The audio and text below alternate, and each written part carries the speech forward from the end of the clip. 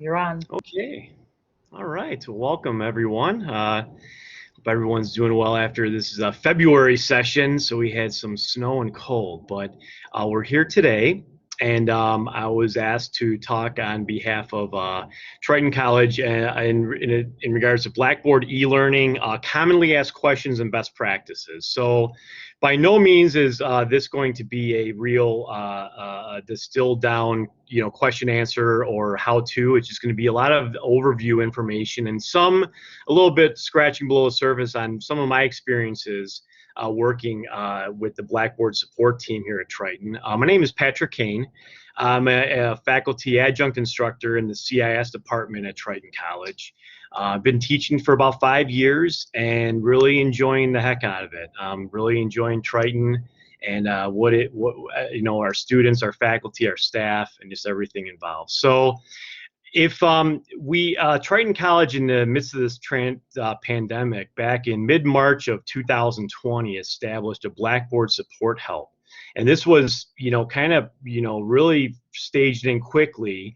They created an email address, bbhelp@triton.edu. Any faculty instructor can email bbhelp and submit a request.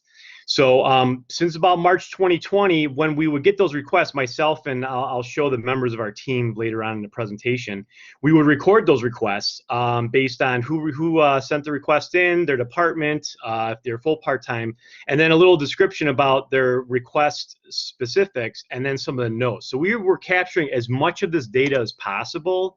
Since March 2020, we captured about 500 support requests recorded, and I say recorded in quotes because this is probably more like 1,500. A lot of this went without being recorded. We just kind of just responded and didn't put an input of it.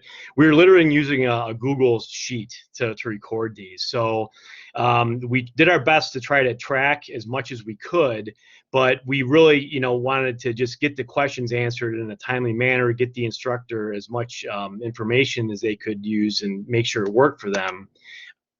So bbhelp@triton.edu. I just did a little words, blurb of about 40 or 50 questions and kind of what came to the surface. And obviously the main word was Blackboard. You see collaborate in there, help. And then it was pretty much a gamut of everything. Question, problem, application, adding, logging, class, exams, assignments, connectivity, happens, ESL. We've been seeing one of everything, and we've been doing our best as mentors and moderators to try to answer them as best as possible using the platform. So that was kind of what we were seeing. What we've noticed since March 2020, our support requests have reduced dramatically. I'd say this semester, we're in week 5 now, I think. I've only tracked about 30 or 40 requests, and the requests I'm seeing are a lot more detailed and specific. They won't say I can't connect. They'll say, well, I tried this, and they'll give us the steps they tried first in order to try to give us some segue into how to troubleshoot their issue. The return customers shared information in their experiences. So a lot of instructors were sharing, hey, this worked really well. I was able to link a YouTube, and I was able to share audio fine, and it was a win. So we appreciate that feedback, that sharing with us, what worked, how it worked, and oh, by the way, I have a question about this, which is awesome, and that's it too. Faculty staff assisting other faculty staff. Chris, I know you're on the line. That's something I know automotive has been doing. Ken Davis, we had a couple workshop sessions on Blackboard specifically that I was involved with, faculty helping faculty. So I think that was another reason why we've seen Blackboard support incidents drop because of that, and that's a good thing. More at triton.edu email address. When we first rolled this out, a lot of personal emails. You were getting Gmails, Yahoo, AOL, all types of emails. And so we're not seeing that as much anymore. And I think a big part of that is the Blackboard module and pedagogy training. There was that 3-module training with the additional pedagogy, which needs to be completed you know, by adjunct faculty union members. I put a little blurb from the contract MOU here, no later than May 7, 2021.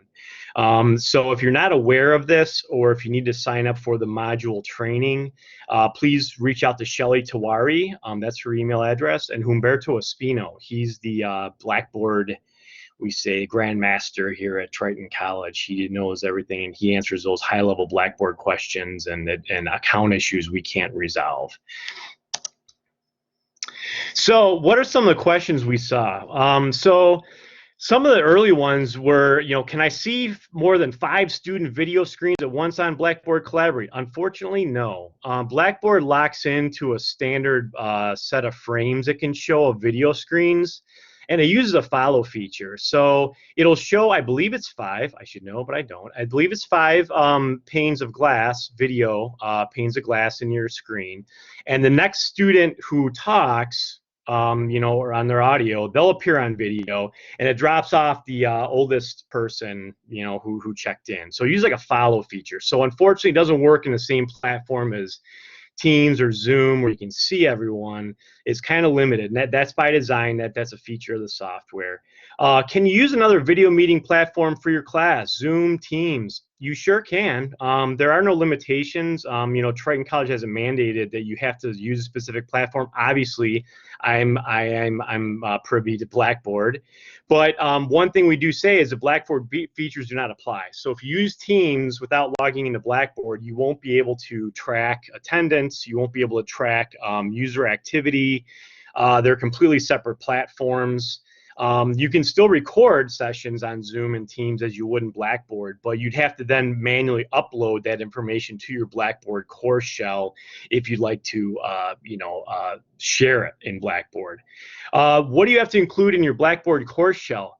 So I think the union contract says at minimum your course syllabus is pretty much it, but obviously we want to build that out, and what I recommend is some your syllabus, some weekly folders with content to share. It's really up to you. The Blackboard module training really goes through the whole user manual of Blackboard. Do you have to use all of that, those features? You don't. You need to use what's going to be comfortable for you. So folders with uploaded content, assignments works very well.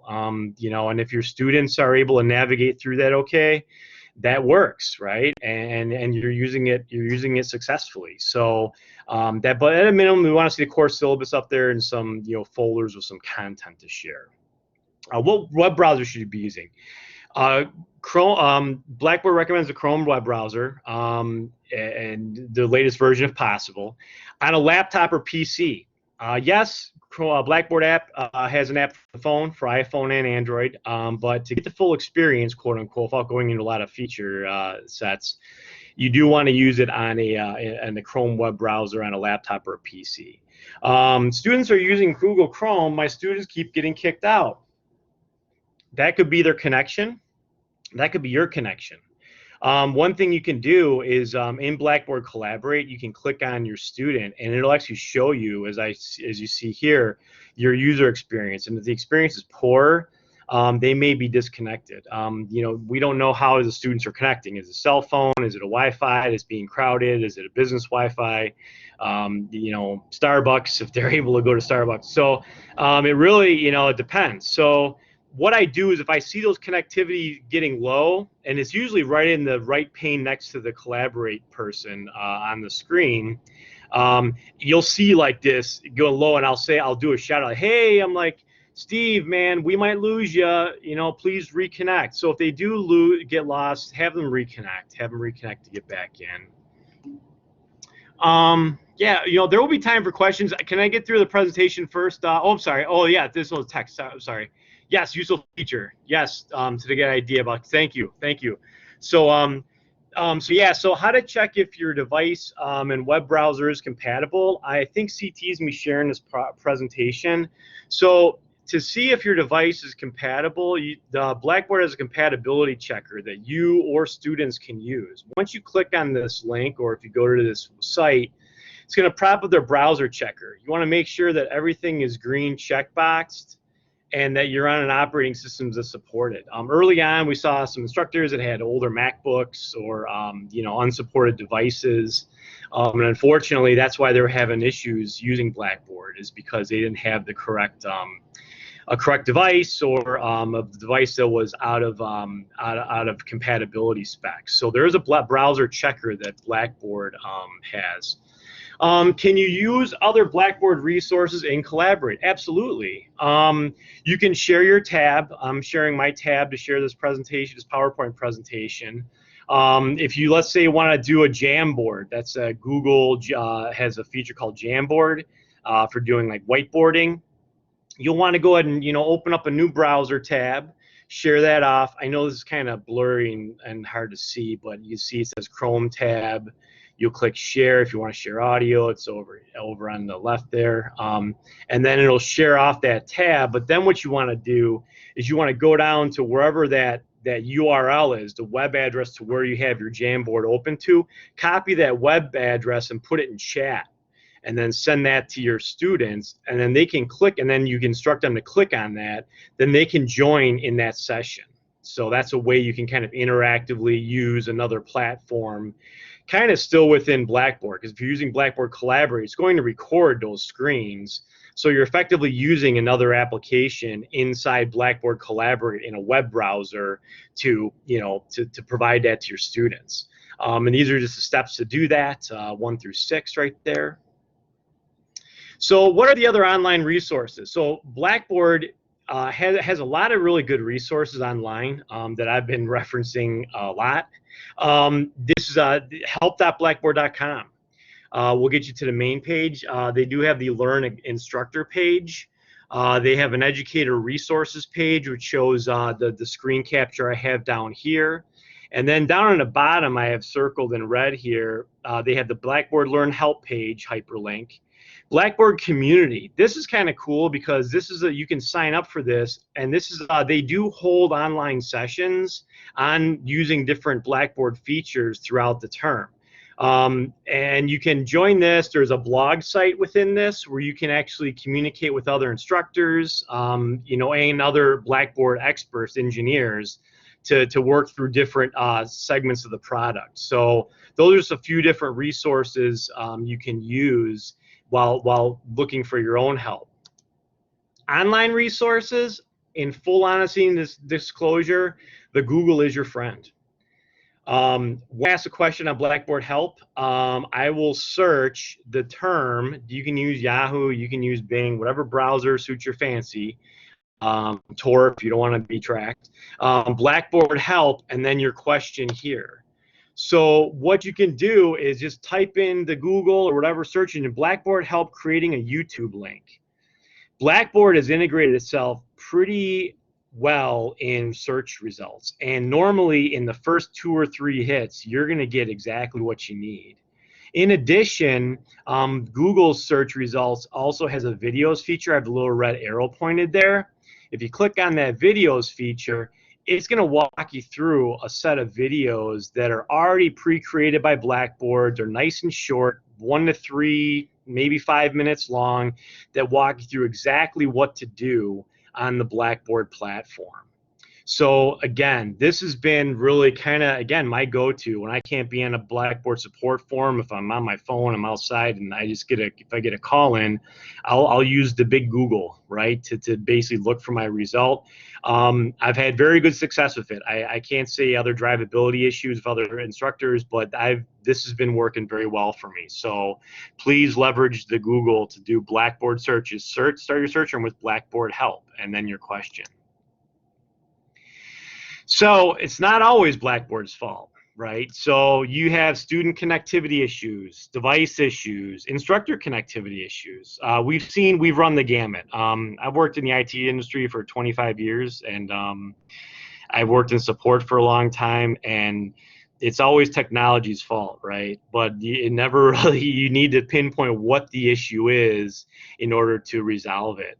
That being said, sometimes it is Blackboard's fault. In the beginning of the remote learning, their systems were getting inundated, and they actually have a URL you can go to if like you keep getting dropped, your students keep getting dropped, your sessions are freezing. Go to status.blackboard.com. They're going to basically show you their services status. Obviously, they're mostly say all systems operational, but something you can just use to do another check, because I have seen some unfortunate emails come into Blackboard Help saying, you know what, there were so many disconnects tonight, I had to cancel my class. And we don't like seeing that, but if you go to status, you can actually enter a service ticket there too. So keep that in mind if it is something that is outside you believe your purview of what's going on in Blackboard or if your device. So say if everything was working good weeks 1 through 5, and in week 6 it just falls apart, and it's not just you, it's every student, status.blackboard.com. Take a look at it. So after, so the Triton Center for Teaching Excellence, CTE, they've been hosting some really good resources up there. They have a lot of good how-tos, a lot of short videos similar to what you're going to find on Google, but specific to our platform that might walk through some other features. So as a Triton faculty member, once you log into Blackboard, you're going to see on the right side towards the bottom, under courses where you're a student, you're going to see a link for Center for Teaching Excellence. If you click on that link, that's where you are today. You're going to see the Triton CTE page pop up in the left menu pane. You'll see that there's a selection for instructional continuity. If you click on that, it's going to open up a series of resources, again, that have been curated by the instructional design staff here at Triton, other instructors, other faculty, administration, on how to do other stuff, and it's laid out pretty well. So I recommend you do take a look at those resources because they are helpful, and everyone has access to them through Blackboard. Another resource that Triton CTE does is they've been hosting these virtual CTE workshops, Blackboard Online Teaching Virtual Labs.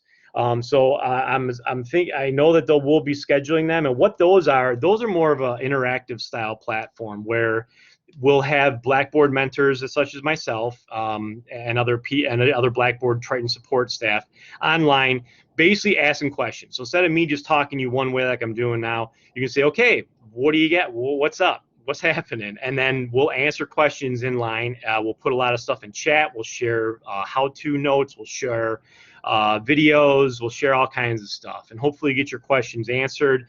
Those sessions, I believe, are usually about an hour long, and they're hosted in Triton CTE Blackboard Collaborate page, same page you're in now, and it's a great resource, right? We meet a lot of great faculty. They meet us. We have good discussion, and hopefully just continue on the support process. So keep a lookout for that in your Triton email. E-learning text resources. So if you're using a textbook for your course, your publisher for that textbook has a lot of great resources out there.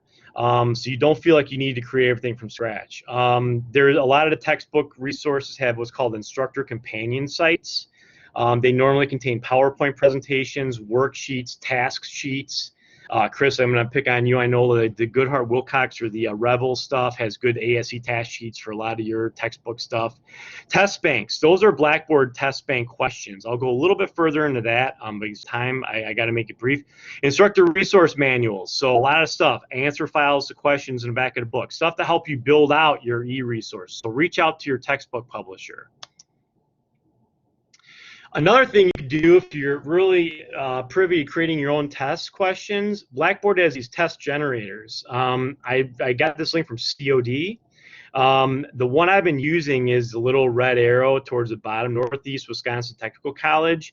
And what you can do is let's say you don't like the way that the textbook formats the questions, you can type in your own questions. So if you go to this test generator page, it'll pull up basically a test generator on the left-hand pane here. There's usually instructional videos that walk you through the way you need to format it. So you need to have it in a specific format. So you got to have either the answer next to it. If it's a multiple choice, you got to have it laid out. So you got to look at those instructional videos. You click generate, and it's going to basically generate that file, that Blackboard formatted file for you. After it's generated, you can click download, And then after clicking download, you can then take that file, upload it to your Blackboard course shell under tests. Again, that's something I'll give you a resource to at the end of the presentation that you can use, right? And it'll format it as a Blackboard test question. You can deploy it to your students for them to take. So if you like doing it yourself, I think it was Chris Clem. He's really big on making his own questions, which is cool. So we were walking him through using a test generator to do this. So something to keep in mind if you like making your own questions. Student resources. We will occasionally get a student request help to bbhelp@triton.edu. We do best effort. If it's a question about how to access something in a course, if we know they're already in there, we'll try to provide them some resources. But normally we're going to defer that request from a student to the Triton's Educational Technology Resource Center, and that email is etrc@triton.edu.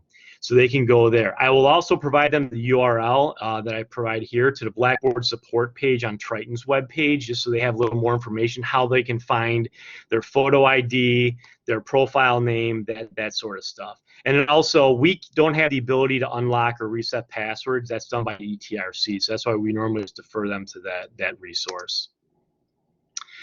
Blackboard support for students, there's a bunch out there. I put the YouTube playlist for Blackboard Learn for Students link in here. There's Blackboard Learn Help, the accessibility help, there's a quick start guide resource, Collaborate Ultra help for participants. So there's a lot of great URLs out there where you can give to your students. And also tell them the Google method as well, right, if they're having some issues. But those are some more resources for that.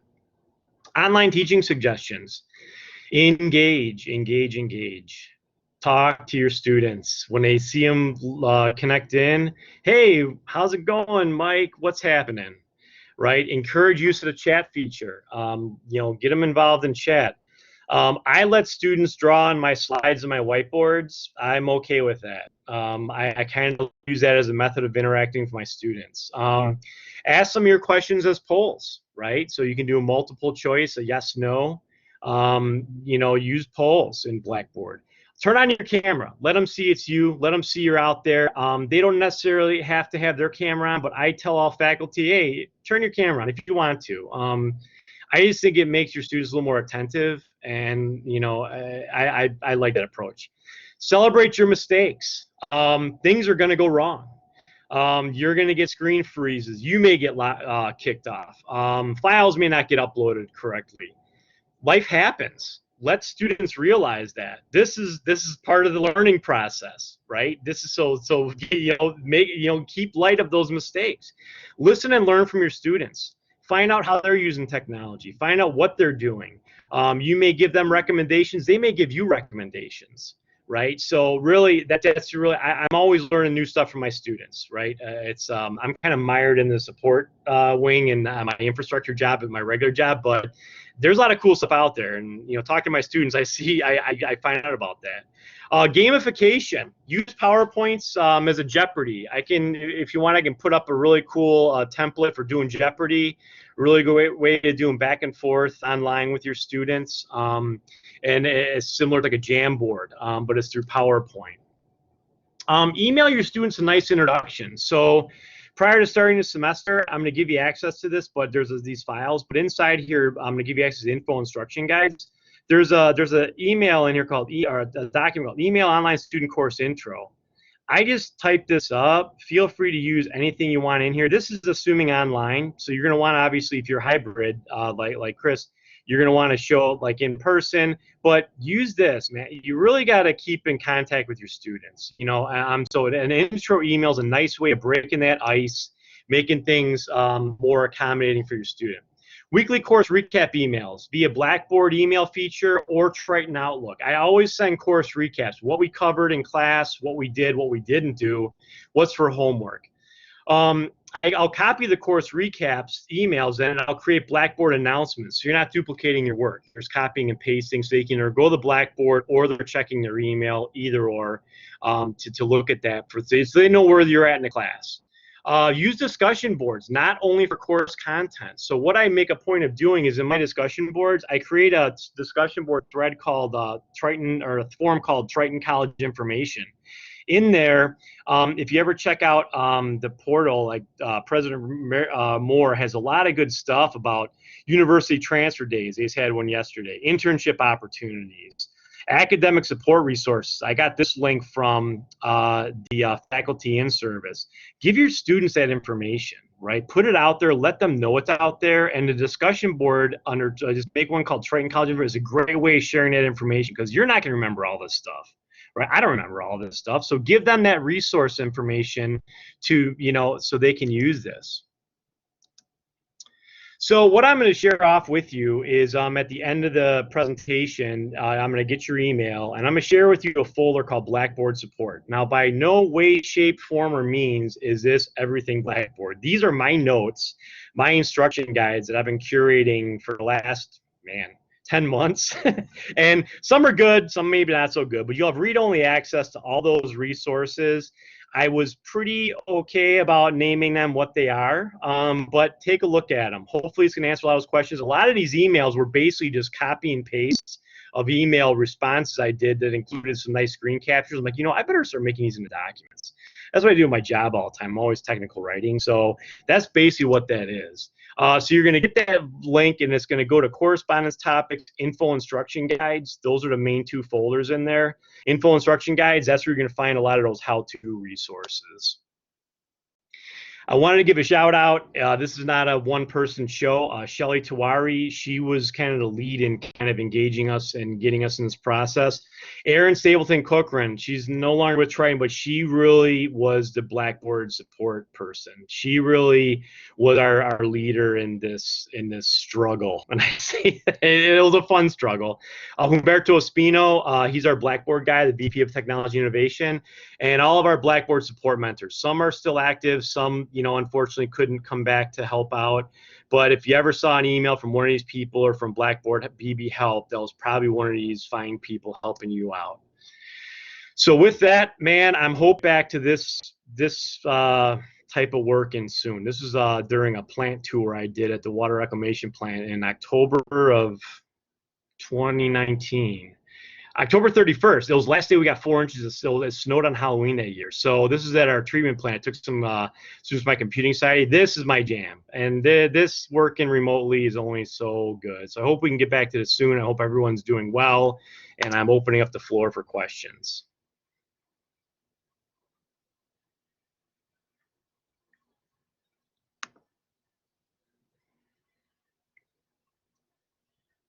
Oh, I saw Chris dropped off. Anyone have any questions? No, thank you. This was great, real helpful, especially the part with the auto with the test part. So I was looking, I took a screenshot of that. Thank you. Awesome. Oh man, I should have said screenshot. Let me tell you, we're still recording. Nimbus, Nimbus. Oh man, that's been my new go-to. Before I was an old school print screen Microsoft Paint guy, but since Nimbus came around, man, it's just bam, screen capture, paste, done, yes. Right? And then yes, use the heck out of that. That's a really great resource. All right. And I think, Jill, I believe we're going to be sharing this recording as well. I think through CTE, and also I think the PowerPoint will be up there as well. So, and again, I'm going to be getting into the list of everyone's email, and I'm going to be sending it out your personalized link to all my how-to docs. Right? You'll be part of the secret Blackboard Help Society. Any other questions?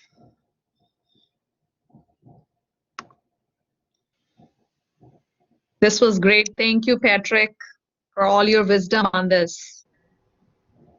Happy to help. I hope to do it again. I hope we can, do more presentations like that, and the virtual help sessions. I really enjoy doing those as well. Again, that was really, I think we saw that, reduction after like March, April, May, June, mostly because of summer, but also I think we had faculty helping faculty, right? And that's really where, self-sustaining environments is what works. That's what I push at my regular job all the time. The more I can teach my staff, the better they are. So, and the more they teach me as well. So exactly. That's very cool. I think people are learning, and you're right, Patrick. I think there's a lot of also informal mentoring. I know we have this formal group, which is good too, right? Yeah, faculty helping peer helping each other, right? So that's always good. Yeah, no, thank you so much. I think we can stop the recording now, and then yeah, we'll post it. Jill asked about the recording presentation, so we'll send the link, but it resides on the place